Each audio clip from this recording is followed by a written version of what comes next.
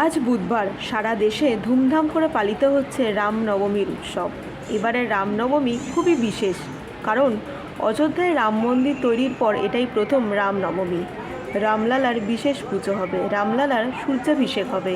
এই উপলক্ষে রাম মন্দিরের বিশেষ সাজসজ্জা করা হয়েছে। রামনবমী উপলক্ষে সকাল 3:30 ভক্তদের জন্য খুলে দেওয়া হয়েছে রাম মন্দিরের দরজা। রাত 12টা পর্যন্ত রামলালার দর্শন করতে পারবেন সকল ভক্তগণ। অযোধ্যার রাম মন্দিরের মতোই হাওড়ার রামরাজাতলায় রয়েছে বহু বছরের প্রাচীনকাল থেকে হয়ে আসছে ঐতিহ্যবাহী রাম সীতার পুজো। ভাগীরথীর পশ্চিমে হাওড়া জেলার এই এলাকা তৎকালীন সাঁতরাগাছি নাম হিসেবেই পরিচিত। সেই সময় সান্যাল পরিবার চৌধুরী উপাধি লাভ করে জমিদার বলে খ্যাতি লাভ করেন।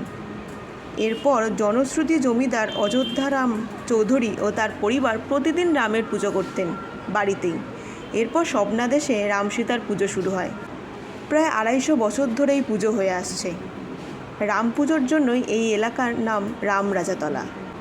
আজকের দিনে প্রায় ভোর 4টে থেকে শুরু হয়ে যায় রামের পুজো।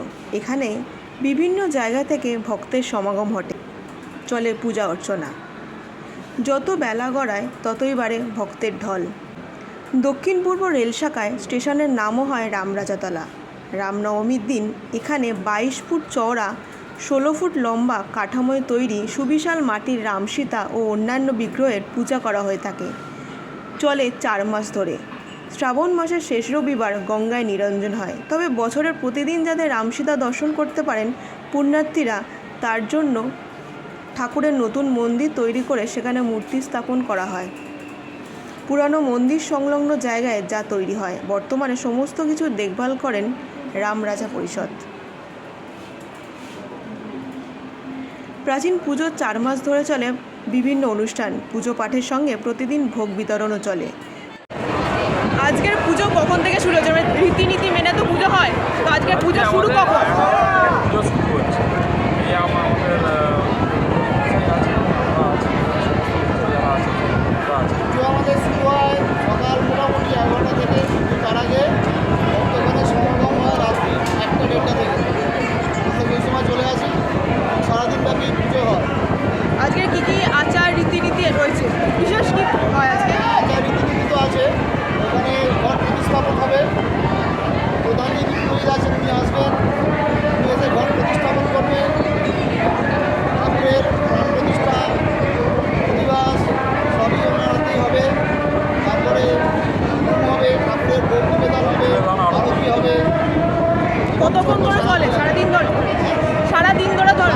সারাদিন চললো রাত্রি 10টা 10:30 মেন পুজোটা কখন হয়? মেন পুজোটা হচ্ছে রামনবমী 11টা থেকে শুরু হবে। 11টা 10 সাড়ে 11টা থেকে শুরু হবে। এটা হোম হবে এবং পুজো চলবে। আজ থেকে তো পুজো স্টার্ট হলো রামনবমী। এখন কতদিন থাকবে ঠাকুর এখানে? ঠাকুর কি সারা বছরই থাকে? 4 মাস থাকে। ঠাকুর 4 মাস থাকবে। শ্রাবণ মাসের শেষ রবিবার এই ঠাকুর গঙ্গাপক্ষে নিমজ্জিত। আপনি এখানে কত বছর ধরে পূজা অর্চনা করছেন? আমরা ছোটো থেকেই আছি এখানে। আমার দাদারা আছে অনেকদিন, আমার থেকে বেশি। 450 বছরের রাম, 450 বছরের রাম আমাদের দাদাদের বংশ আছে। প্রতিষ্ঠাতা হচ্ছে অযোধ্যার রাম সেবাই হচ্ছে ভট্টাচার্য। সারা বছরে কি প্রত্যেকদিন এরকমভাবে পূজা আচ্ছা হয়? হ্যাঁ, সারা বছরে কি পূজা আচ্ছা হয়? 4 মাস এখানে বৈশাখ জ্যৈষ্ঠ আষাঢ় শ্রাবণ 4 মাস বাঙালি পুজো হয়।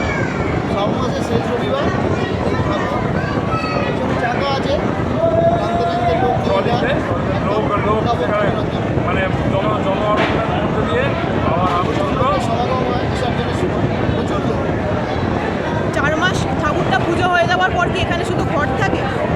4 মাস হচ্ছে ঠাকুরের এখানে একটা প্রতিচ্ছবি থাকে, প্রতিচ্ছবি ঘট থাকে, সেই ঘটে পুজো হয়। কোথা থেকে এসেছেন? চামড়াই কোনা হাই রোড চামড়াই। কখন এসেছেন? এই তখন 10টা। প্রত্যেক বছরই কি রামনবমীতে আসা হয়? 10টা থেকে লাইন দিয়েছেন, এখন পুজো দেবেন। একাই এসেন না আর কেউ এসেছে আপনার সাথে? প্রত্যেক বছর রামতলায় আসেন? প্রতি বছর আসে। কখন এসেছেন? ট্রেন থেকে নামলাম 10টা 15। তখন থেকে লাইন দিয়েছে? কে এসেছে বাড়ি থেকে?